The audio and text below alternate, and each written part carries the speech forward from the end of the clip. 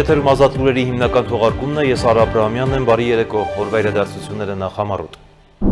Լեհաստանն ու Հայաստանը պայմանավորվել են համատեղ զորավարժություններ անցկացնել։ Վարշավայում կայացել է պաշտպանության նախարար Սուրեն Պապիկյանի առանձնազրույցը գործընկերոջ Կամիշի հետ, որին հաջորդել է հանդիպում պատվիրակությունների ընդլայնված կազմով։ Այնուհետև երկու երկրների նախարարները հանդես են եկել մամուլի համար համատեղ հայտարարությամբ։ Երևանում կայացած Հայաստան-ԵՄ գագաթնաժողովը կարող է նոր տնտեսական ու քաղաքական հնարավորություններ բացել Հայաստանի համար։ Կառավարության նիստից հետո հայտարարել է Նիկոլ Փաշինյանը, վարչապետի ճեպազրույցը։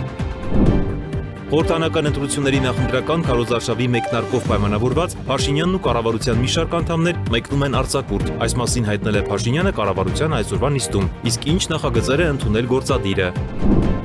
Մայիսի 8-ին մեկնարկելիք նախընտրական քարոզարշավին ընդառաջ ԿՀ նախագահ Վահագն Հովհաննիսյանը հանդես է եկել մամուլի ասուլիսով անդրադարձել քարոզարշավի ընտրական փուլի գործընթացներին եւ ընտրությունների թափանցիկ անցկացման ուղղությամբ տարվող աշխատանքներին։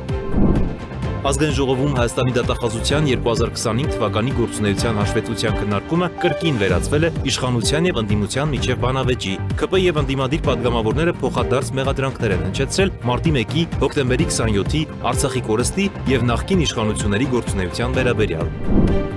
Ռուսաստանի Դաշնության ԱԳՆ-ն օտարերկրյա պետություններին կոչ է անում ապահովել դիվանագետների տարհանումը Կիևից։ Զախարովան նշել է, որ Ռուսաստանը կհարվածի Կիևի որոշումների կայացման կենտրոններին, եթե Ուկրաինան խափանի մայիսի 9-ի շքերթը, օրվա միջազգային անցուդարձը։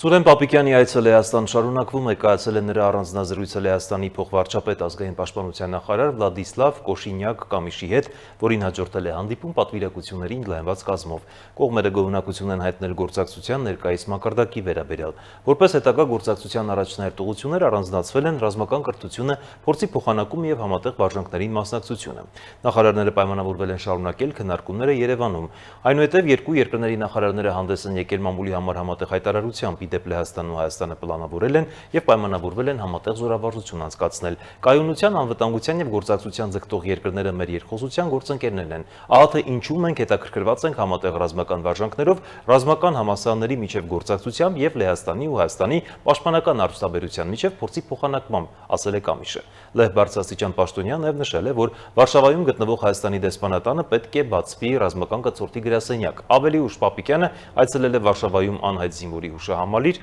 հարգանքի տուրք մատուցել։ Նա այցելել է նաև լեհական ռազմաարդյունաբերական ընկերություններից մեկը, հանդիպել ընկերության ղեկավար կազմի հետ եւ քննարկել գործակցության առնչվող մի շարք հարցեր։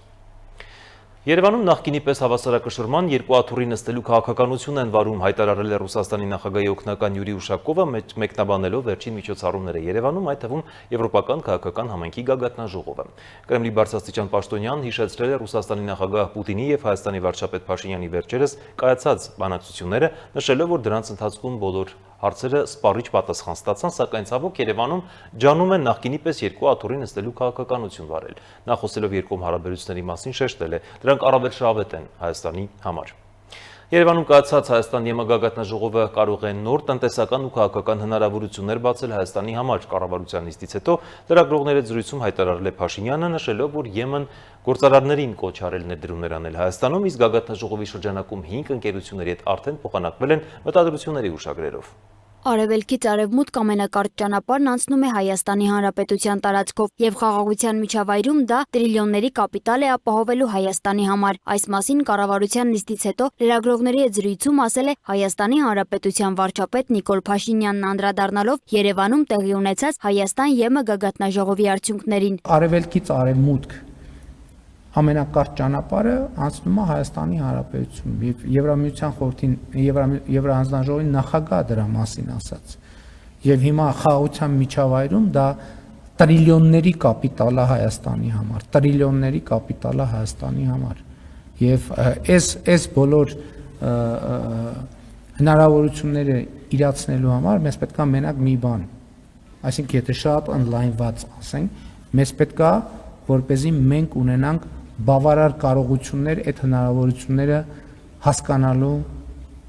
համար։ Փաշինյանը նշել է, որ գագաթնաժողովի ընթացքում 5 ընկերությունների հետ փոխանակվել են մտադրությունների հուշագրերով, ինչը կարող է նշանակել նոր ներդրումներ, շուկաներ եւ պատվերներ։ Նա առանձնացրել է նաեւ Ֆրանսիայի հետ ստորագրված փաստաթուղթը Բարգուշատի թունելի կառուցման վերաբերյալ։ Վարչապետի խոսքով ԵՄ-ն գործընկերներին կոչ է արել ներդրումներ կատարել Հայաստանում, իսկ առաջիկայում գինեգործության ոլորտում նախատեսվում է միջազգային մեծ միջոցառում, նաեւ ներդրումային քննարկումներով։ ԵՄ անդամակցության հայտի առնչությամբ Փաշինյանը շեշտել է. ձևական հայտ ներկայացնելն ինքնանպատակ չէ։ Հայաստանը պետք է կենտրոնանա բարեփոխումների վրա, ԵՄ չափանիշներին իրականում համապատասխանելու համար։ Վարչապետը նաև նշել է, որ շարունակվելու է աշխատանքը Կարս-Գյումրի երկաթուղու վերագործարկման ուղղությամբ, սակայն ժամկետներ այս պահին նշել հնարավոր չէ։ Նրա խոսքով ենթակառուցվածքը երկար տարիներ պատշաճ չի շահագործվել, ինչի հետևանքով այժմ տեխնիկական բազմաթիվ խնդիրներ են ի հայտ գալիս։ Մենք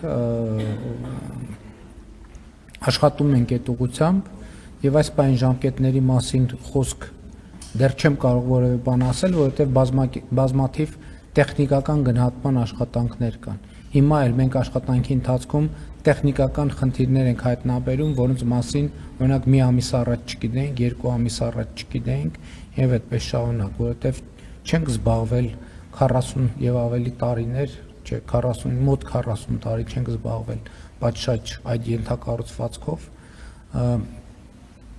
պետք է հիմա գնահատենք կարիքներ եւ անցնենք գործի։ Գագաթնաժողովին մասնակցելու նպատակով Երևան էին ժամանել 50 երկրների ավելի քան 500 պատվիրակներ, այդ թվում Ուկրաինայի նախագահ Վոլոդիմիր Զելենսկին եւ Ֆրանսիայի նախագահ Էմանուել Մակրոնը, որոնց այցերը հատկապես արժանացան ընդդիմադիր դաշտի եւ արտաքին որոշ ուժերի քննադատությանը։ Արձագանքելով Զելենսկու այցի վերաբերյալ քննադատություններին, Փաշինյանը հիշեցրել է, որ Հայաստանը Ուկրաինային հումանիտար օգնություն է տրամադրել, իսկ Ուկրաինայի հարցում Հայաստանը Ռուսաստանի դաշնակիցը չէ։ Վարչապետի խոսքով Հայաստանի համար սկզբունքային հիմք է Ալմաթայի հռչակագիրը, որի վրա էլ կառուցվելու է Ադրբեջանի հետ խաղաղության գործընթացը։ Իսկ հարցին, թե ինչ է արել Ֆրանսիայի նախագահ Էմանուել Մակրոնը Հայաստանի համար, որ արժանացել է նման բարձր գնահատանքի, Փաշինյանը կարճ արձագանքել է։ Ինչ վերաբերում է թե Ֆրանսիայի նախագահ Էմանուել Մակրոնը ինչ է արել, այսի 28-ին կտեսնենք ինչ է արել։ Ինչի պատմեմ։ Ցույց կտամ։ Փաշինյանը նաև հայտնել է, որ մայիսի 9-ին չի մասնակցի Մոսկվայում նախատեսված միջոցառումներին։ Նրա խոսքով այդ մասին դեռ ապրիլին տեղեկացրել է Ռուսաստանի նախագահին, պատճառաբանելով քարոզարշավին մասնակցելու հանգամանքը։ Խոսելով ներքաղաքական թեմաներից, Փաշինյանը նշել է, որ Սամվել Կարապետյանի անունը չի կարող կապվել Հայաստանի որևէ տարածքի անվան հետ։ Փաշինյանի խոսքով Տաշիրում վերջին տարիներին կառավարության իրականացված ներդրումները անհամեմատելի են որևէ մասնավոր անձի ներդրումների հետ։ Ես ընդհանրապես դեմ ոչ միայն դեմ եմ, այլև թույլ չեմ տա, որ Հայաստանի որևէ տարածքի անուն կապվի որևէ անձի հետ, որովհետև այդ մարդիկ այդ տարածքի հետ կապ չունի։ Այդ տարածքը իրանց համար գողության, հանցավոր գործունեության, բդեշխային հարաբերություններ հաստատելու տարածք է եւ որտեղ ազատությունը չի մտել, այդ ազատությունը մտնելու է։ Հատիկ ձեռներից առնելու ենք բոլոր գույքերը։ Վարչապետը հիշեցրել է նաև ապօրինի գույքի բռնագանձման գործընթացը, նշելով, որ Վճռաբեկ դատարանի որոշմամբ մեկ առանձնատուն արդեն գրանցվել է որպես պետական սեփականություն եւ հետագայում կարող է ծառայել սոցիալական նպատակների։ Փաշինյանն անդրադարձել է նաև Վեդիում անչափահաս քույրերի վերաբերյալ աղմկահարույց դեպքին, ընդգծելով, որ այն բացահայտվել է իրավապահների օպերատիվ աշխատանքի արդյունքում։ Վարչապետը քննադատել է այն մոտեցումները, որոնք տարիներ շարունակ խոչընդոտել են երեխաներին սեռական բռնությունից պաշտպանելու կրթական եւ իրազեկման ծրագրերին։ Ես ուզում եմ հիշել, երբ որ 2018-19 թվականներին կառավարության մարմիններից մեկը բուկլետներ էր թողարկել եւ մենք աշխատում էինք երեխաներին մանկապղծության դեպքերից պաշտպանելու համար, այդ նույն լրատվամիջոցները աղմուկ աղաղակ էին անում, ասում են, «Էս ինչ եք անում,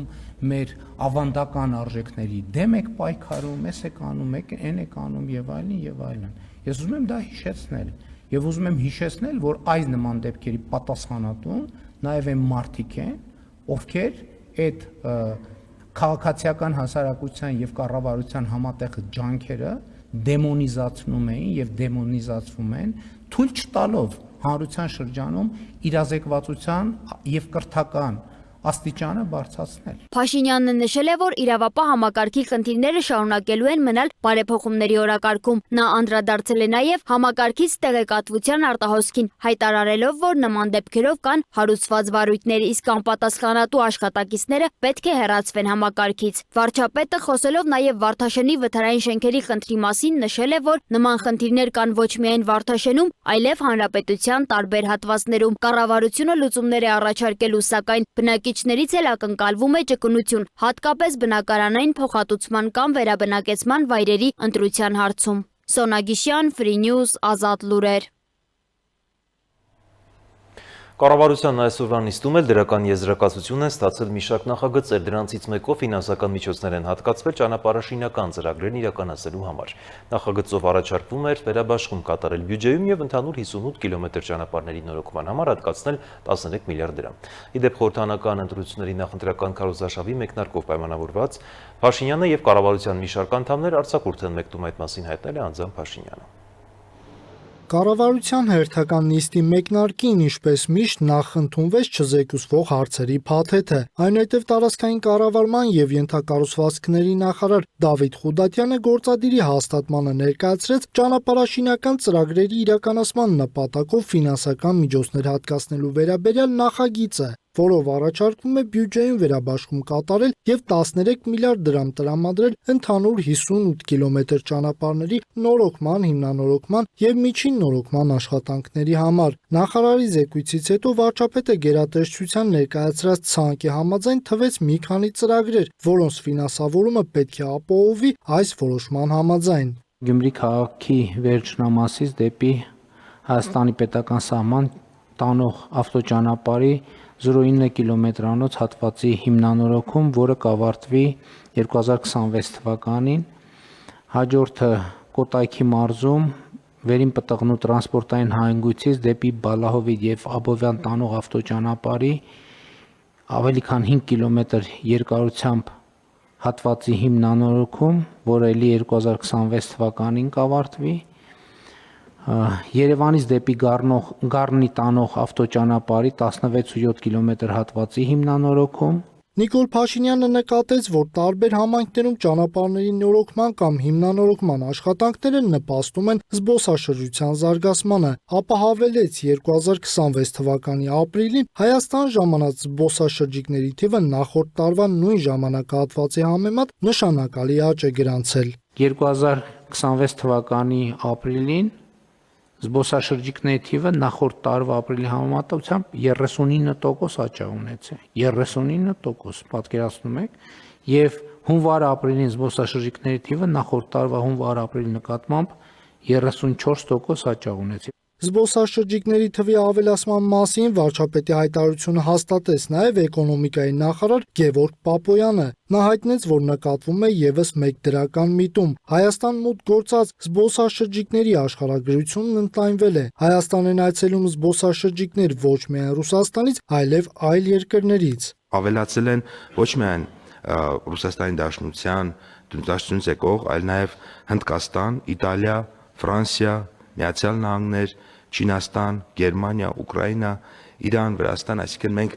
աշխարհագրությունը բավականին լայն է, ավելացել է եւ եթե օրինակ տարիներ առաջ, ասենք 2019 թվականին Իտալիայից եկող զբոսաշրջիկների թիվը մեր ընդհանուր զբոսաշրջիկների մեջ 0.4%-ն էր, հիմա արդեն ավելի քան 1% է։ Գործադիրի հաստատմանը ներկայացվեց նաև անշարժ գույք ամրացնելու մասին նախագիծը, որով առաջարկվեց Կոտայքի մարզի Նորհաճան համայնքում գտնվող 20.5 հեկտար մակերեսով 323.8 միլիոն դրամ միջին շուկայական արժեքով գույքը ամրացնել տարածքային կառավարման եւ ենթակառուցվածքների նախարարության պետական գույքի կոմիտեին։ Ըստ Խուդատյանի նշված գույքը պետությանն է վերադարձվել գլխավոր դատախազության կողմից ներկայացված հայցերի հիման վրա եւ հակակոռուպցիոն դատարանի կողմից կայացված դատական ակտով։ Գործադիրն ընդունեց նաև օրակարգի զեկուցվող բոլոր հարցերի փաթեթը։ Նիստի ավարտին Փաշինյանը հայտարարեց, որ խորհրդարանական ընտրությունների նախընտրական քարոզարշավի մեկնարկով պայմանավորված մայիսի 8-ից սկսած ոչ միայն ինքը, այլև կառավարության մի շարք անդամներ մեկնում են արձակուրդ։ Մայիսի 8-ին մեկնարկում է նախընտրական քարոզարշավը, որին ընդառաջ ԿԸՀ նախագահ Վագն Հովհակիմյանը հանդես է եկել մամուլի ասուլիսով, անդրադարձել քարոզարշավի ընտրական փուլի գործընթացներին եւ ընտրությունների թափանցիկ անցկացման ուղղությամբ տարվող աշխատանքներին։ Մայիսի 8-ին մեկնարկում է խորհրդարանական ընտրությունների նախընտրական քարոզարշավը։ Այս առնչությամբ մամուլի ասուլիսով հանդես եկավ Կենտրոնական ընտրական հանձնաժողովի նախագահ Վահագն Հովհակիմյանը։ Նա նախ ներկայացրեց ԿԸՀ կողմից պատրաստված տեսանյութը եւ հայտարարեց, որ ուղիղ կեսգիշերին նախընտրական քարոզարշավը պաշտոնապես մեկնարկում է։ Այնուհետև Հովհակիմյանը վստահեցրեց, որ որևէ մեկին թույլ չեն տալու կեղծիք կատարել։ Ընտրություններն անցնելու են ազատ, արդար ու թափանցիկ։ 3.5 տարի 1 տասնյակից ավել ընտրություններ են կազմակերպել, Երևանի ավականու ընտրություններն են կազմակերպել։ Չի բողոքարկել որ ընտրություն, որևէ մեկը չի կարող որևէ փաստ բերել, որ իմ պաշտոնավարման ընթացքում որևէ ապօրինություն կամ ինչ-որ բան եմ արել։ Կենտրոնական ընտրական հանձնաժողովի նախագահը հիշեցրեց, որ նախընտրական շրջանում յուրաքանչյուր քաղաքական ուժ կարող է իր նախընտրական ծրագրերը կամ քարոզարշավը ներկայացնել սոցիալական տարբեր հարթակներում, սուր քննադատել կամ պատասխանել քաղաքական հակառակորդներին։ Այս պարագայում Կենտրոնական ընտրական հանձնաժողովը ունի վերահսկողական մեկ գործիքակազմ՝ հետևել, որպեսզի այն քաղաքական ուժերը, որոնք սոցիալական տարբեր հարթակներում ունեն քարոզչական ալիքներ, դրանք օրենքով սահմանված կարգով հայտարարագրեն։ Դա ինչ է նշանակում, որ այդ նպատակով գումարները, այսինքն ամսի 8-ից սկսած բոլոր քարոզչական նյութերը, որոնք որ ցանկացած հարթակում որ տարածվելու են, այսինքն վճարովի հիմունքներով տարածվելու են, այդ գումարները պիտի հատկացվեն իրենց նախընտրական հիմնադրամներից։ Այսինքն ու դա պիտի արտացոլվի իրենց հայտարարագրերում։ Այնուհետև Կենտրոնական ընտրական հանձնաժողովի նախագահը անդրադարձ կատարեց քարոզարշավի ժամանակ ծառայողական մեքենա օգտագործելու եւ աշխատավարձ ստանալու հանգամանքներին։ Նրա խոսքով հանրային ծառայության մեջ գտնվող տեխնացուները բացառությամբ Հայաստանի Հանրապետության նախագահի, ազգային ժողովի падգամավորների եւ կառավարության անդամների նախընտրական քարոզչության պաշտոնական մեկնարկի օրվանից մինչեւ քվեարկության օրը օրենքի ուժով ազատվում են իրենց ծառայողական պարտականությունների կատարումից։ Այս ընթացքում նշված տեխնացուների բացակայությունն աշխատանքի վայրում համարվում է հարգելի, առանց վարձատրության պահպանման, հայտնեց Հովհակիմյանը։ Այսինքն այս ձևակերպից ակնհայտ է, որ օրինակ վարչապետը եւ կառավարության անդամները, падգամավորները կարող են շարունակել պաշտոնավարել, բայց ըստ էության, եթե շարունակեն պաշտոնավարել, ովքեր կշարունակեն պաշտոնավարել, իրենք աշխատանքային ժամերին այլ բանով զբաղվելու իրավունք չեն ունենա։ Ըստ Կենտրոնական ընտրական հանձնաժողովի նախագահի խնդիր կարող է առաջանալ աշխատանքից հետո։ Նա ընդգծեց, որ կառավարության անդամների աշխատանքը սովորական պայմաններում ժամը 18:00-ով չի սահմանափակվում եւ նախընտրելի է, որ նրանք, ովքեր պատրաստվում են քարոզչությամբ զբաղվել, արձակուրդ կենան։ Վարչապետը պետական պահպանության ներքո գտնվող պաշտոնյա է, բայց օրինակ նախարարները, եթե, չգիտեմ, ինչ-որ առանձին նախարարներ հատուկ վարչապետի հրամանով չեն գտնվում, որոշմամբ չեն գտնվում պետական պահպանության ներքո, իրենք ստացվում է, որ օրինակ արձակուրդում գտնվելուց, չէ, այսինքն իրենց ոչ ծառայական ժամերից դուրս, իրենք օրինակ իրենց ծառայական ավտոմեքենաները չեն կարող օգտագործել։ Այսինքն իրենք պետք է քարոզարշավի գնան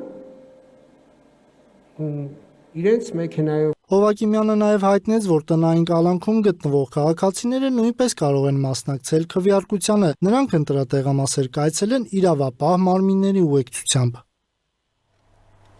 Հարցակում Շենգավիթ վարչական շրջանի աշխատակազմի աշխատակիցների վրա նրանցից մեկը ծեծի է ենթարկվել, գլխին հասցված հարվածի հետևանքով վնասվածք է ստացել և տեղափոխվել հիվանդանոց։ Կատարվածի վերաբերյալ մանրամասները հայտնել Երևանի քաղաքապետի խոսնակը։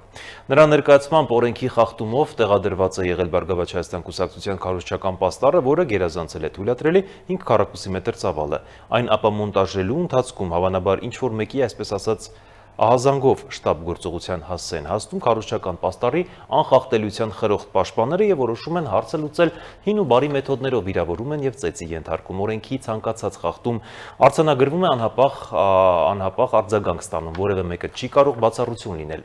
Ցանկացած նման դրսևորում արժանանալու է Երևանի քաղաքապետարանի ամենակոշտ արձագանքին, նշվել է քաղաքապետարանի մամուլի խոսնակի կողմից։ Ազգային ժողովում Հայաստանի Հանրապետության դատախազության 2025 թվականի գործունեության հաշվետվության քննարկումը կրկին վերածվել է իշխանության եւ ընդդիմության միջև բանավեճի։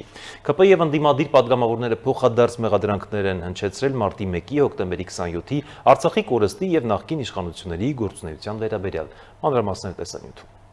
Ազգային ժողովում դատախազության 2025 թվականի գործունեության մասին հաղորդման քննարկումը կրկին վերածվեց իշխանություն ընդդիմություն բանավեճի։ Քաղաքացիական պայմանագիր խմբակցության պատգամավոր Արփին Դավոյանն իր ելույթում հայտարարեց, որ քաղաքական ուժերը նախընտրական փուլ մտնելու շեմին փորձում են հանրությանը ներկայանալ իրենց հաջողություններով։ Մինչդեռ նրա խոսքով Հոիդան շարունակում է խոսել միայն քրեական վարույթներից, որոնք նրանց վերջին հնգամյակի, այսպես ասած, հիմնական քաղաքական ձեռքբերումներն են։ Ամիսներ շարունակ եւ այսօր ահաբեկչության մեղադրանքով կալանավորված մի խմբակ հոջոջել է Բագրատ Սրբազանի եւ 18 անդամների գործ։ Եվ արդեն որերորդ անգամ խոսում եք, որ քրեական գործը շինծու է,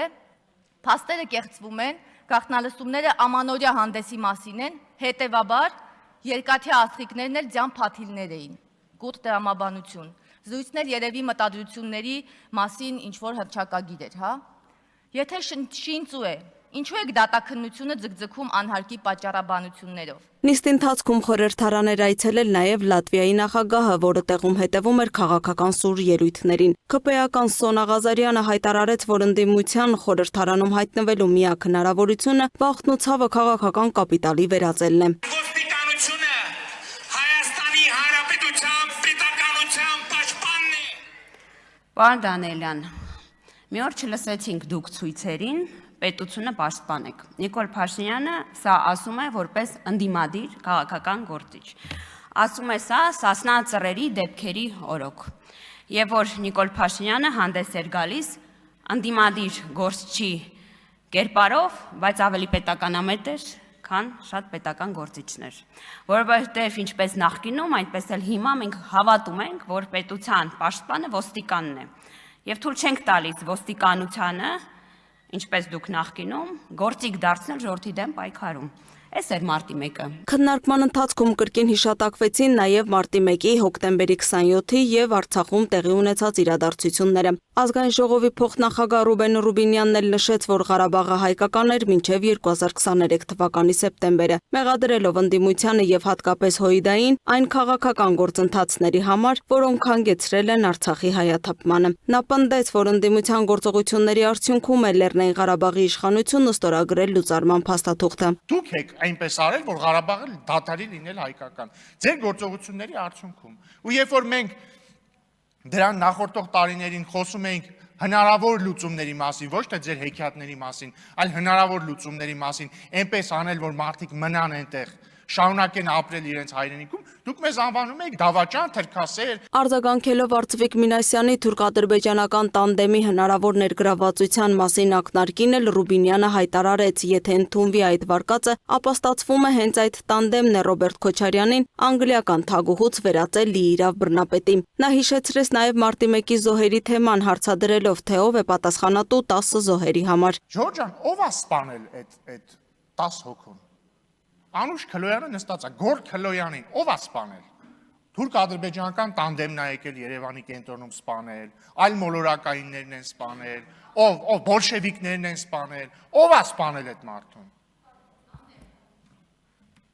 Չնայած եթե ձեր վարկածով գնանք, եթե հոկտեմբերի 27-ը տանդեմը կազմակերպել է, որպեսզի Քոչարյանը գա իշխանության, երևի կարանք ենթադրենք, որ տանդեմն է սպանել Քոչարյանի հրամանի հետևանքով։ Հայաստան խմբակցության ղեկավար Սեյրան Օհանյանը հայտարարեց, որ Արցախի անկման պատասխանատվությունը կրում է գործող իշխանությունը։ ԿՊ խմբակցության ղեկավար Հայկ Օնջորյանն էլի պատասխան հնչեցրեց ընդդիմությանը բոլորովին էլ ոչ ձեռնտու պատմական ու քաղաքական ծանր գնահատականներ, ապա հայտարարեց. վերջիններս շուտով հայտնվելու են քաղաքական պատվալում, քանի որ մարդակերների իշխանության ժամանակաշրջանը Հայաստանում անշրջելիորեն փակված է։ Դուք այդ մարդակերների իշխանության կարկառուն ներկայացուցիչներն եք, պարոն Օհանյան, դուք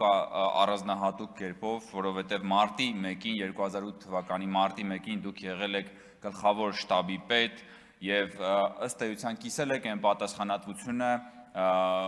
այն պաշտոնյաների բարձրագույն ղեկավարության, որոնք որ պատասխանատու են մարտի 1-ի համար։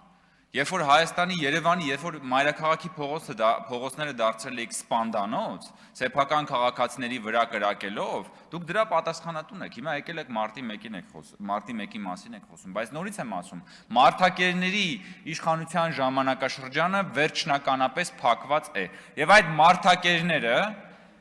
պատերազմի եռագլուխ կուսակցության ֆորմատով այսօր ցանկանում են նորից վերադառնալ իշխանության, բայց ասել ենք ու ասելու ենք, դուք ձեր ծոծորակը կտեսնեք պատերազմի եռագլուխ կուսակցություն, բայց Հայաստանում այլևս իշխանություն չեք տեսնի։ Ըստ Կոնջորյանի, եթե հանկարծ Հայաստանի Հանրապետությունում նորից իշխանություն զավթվի, ոչ միայն արտաքին ագրեսիայի սանձազերծվելու, այլև ներքին սեփական քաղաքացիների դեմ։ Այն օլիգարխների, բանդիտները ու հրոսակախմբերի ջոկատները, որ հիմա հեղափոխությունից հետո մտել են պատվալները, այդ ջոկատները պատվալներից դուրս են գալու եւ նոր ախորժակով հոշոտելու են, հարձակվելու են սեփական քաղաքացիների վրա։ Գլխավոր դատախազ Աննա Վարդապետյանը եւս եզրափակիչ ելույթում անդրադարձավ մարտի 1-յան դեպքերին, նշելով, որ ապացուցված է, դրանք խաղաղ բնույթ են ունեցել առանց բռնության հրահրման, մինչև մարտի 1-ի վաղ առավոտյան ոստիկանության իրականացրած բռնի գործողությունը։ Դատարանը պարզել է, որ չի եղել որևէ համոզիչ ապացույց, որով կհաստատվեր, որ Ազատության հրապարակում զենք է կուտակվել անկարգություններ հրահրելու նպատակով, եւ մերժել է կառավարության այն պնդումները, թե ոստիկանությունը տեղակայվել էր Ազատության հրապարակում զենքերի որոնման նպատակով, եւ որ զինված ցուցարարներն էին առաջինը հարձակվել ոստիկանության վրա։ Դատարանը պարզել է նաեւ,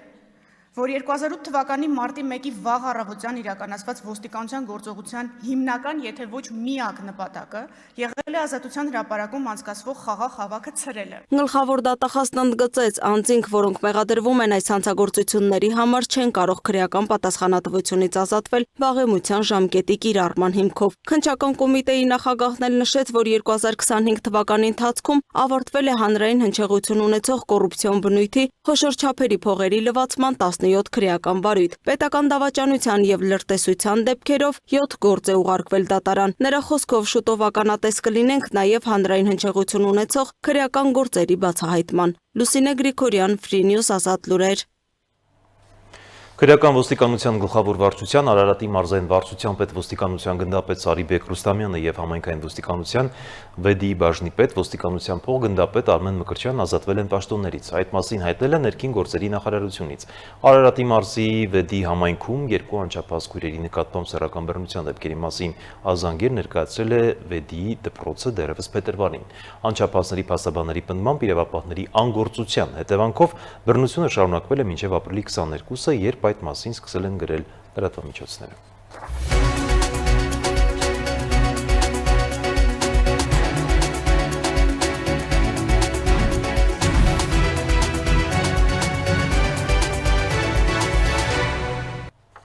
Երևանի ավականու որոշմամբ կենտրոն վարչական շրջանում մասնավոր ընկերությունների հետ գործակցության արդյունքում համայնքին են վերադարձվելու մի շարք անշարժ գույքեր Իսահակյան եւ Նալբանդյան փողոցների հատվածներում, որոնք տարիներ շարունակ օգտագործվել են վարձակալությամբ։ Դրանք նախատեսվում է վերածել հանրային նշանակության տարածքների։ Ավականու այսօրվա նիստում կենտրոն վարչական շրջանի ղեկավար Պետրոս Պետոյանը ներկայացրել է հանրային տարածքների վերադարձման ծրագիրը, որի շրջանակում մայրաքաղաքին են վերադարձվելու մոտ 112 միլիոն 635 հազար դրամ կադաստրային արժեք ունեցող անշարժ գույքեր։ Պետոյանի տեղեկացման խոսքը վերաբերում է համերաշխության ձեռքեր արձանի հարակից տարածքում գտնվող սրճարաններին, Օղակաձև այգու տարածքում տեղակայված տաղավարներին, Իսահակյանի արձանի հետնամասում գտնվող շատրվանի հատվածի կրպակներին, ինչպես նաև Թումանյան եւ Նալբանդյան փողոցների խաչմերուկի տարածքներին եւ դրանց զբաղեցրած հողամասերին։ Տաղապետը նաև հիշեցրել է, որ նախորդ տարի եւս համայնքին է վերադարձվել օպերայի հարակից այգում գտնվող մեծ սրճարաններից մեկի տարածքը, որը այժմ արդեն վերածվել է կանաչ գոտու։ Վիրատությունը իրականացնում է Կոֆենետ եւ Արաշին գրուպ սահմանափակ պատասխանատվությամբ ընկերությունների կողմից։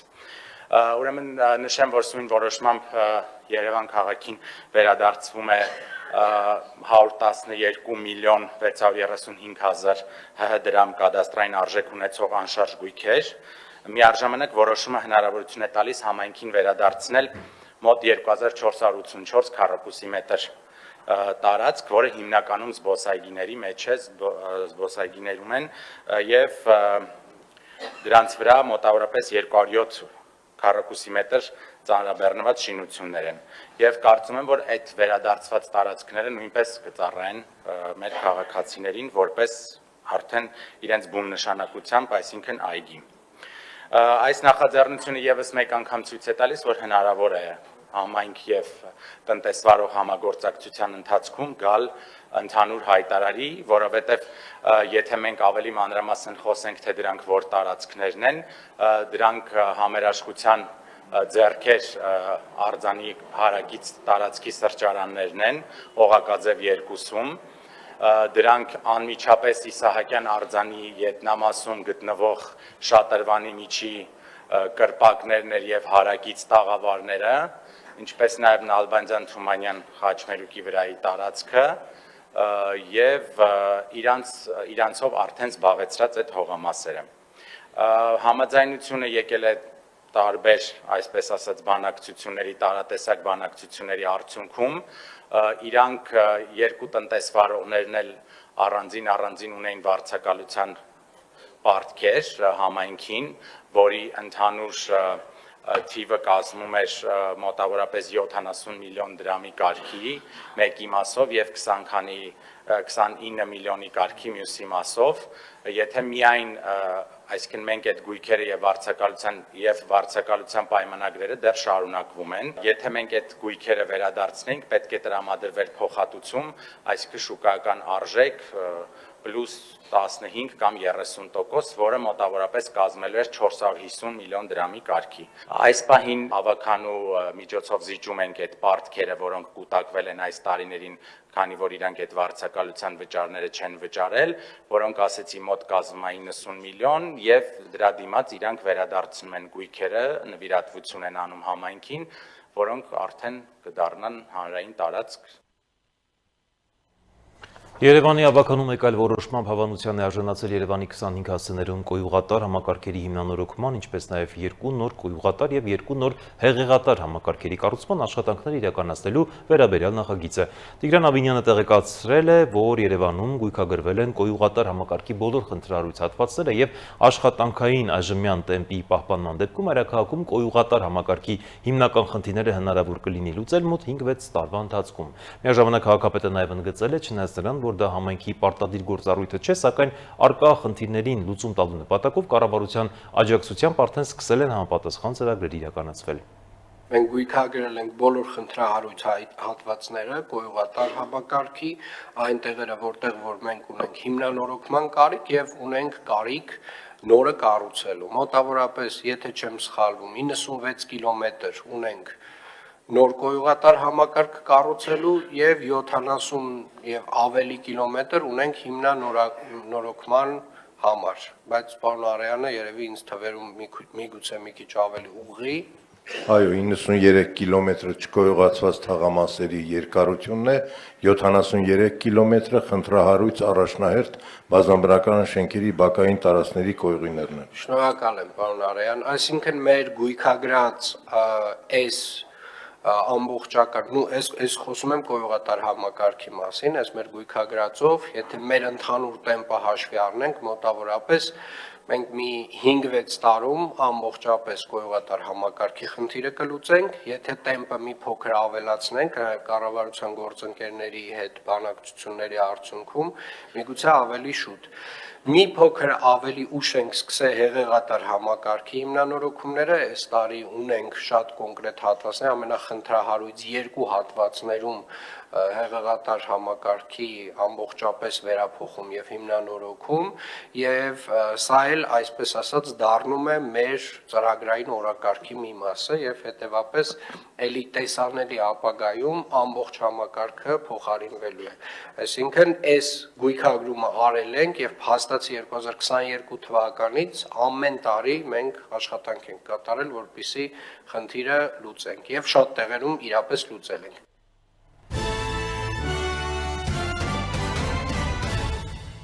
Շարունակում ենք թողարկումը եւ միջազգային նորություններն առաջարկում դիտել տեսաշարով։